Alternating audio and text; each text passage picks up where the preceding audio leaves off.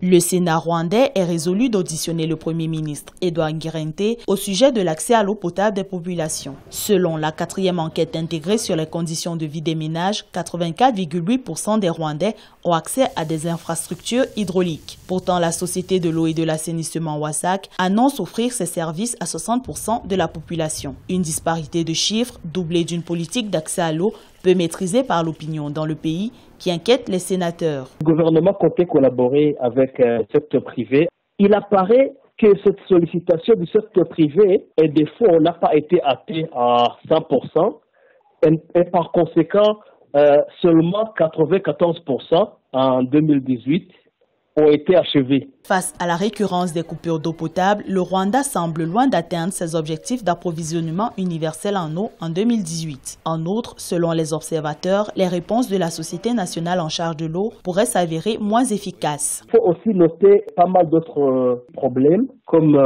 la réhabilitation des systèmes de distribution d'eau qui ont été un peu attardés par pas mal de problèmes, par exemple des fonds, mais aussi il y a eu des intempéries. Avec 10% de sa surface occupée par des cours d'eau, le Rwanda a un important potentiel hydrique, ce qui n'empêche pas les autorités à envisager l'exploitation des pluies pour accroître la fourniture en eau aux populations.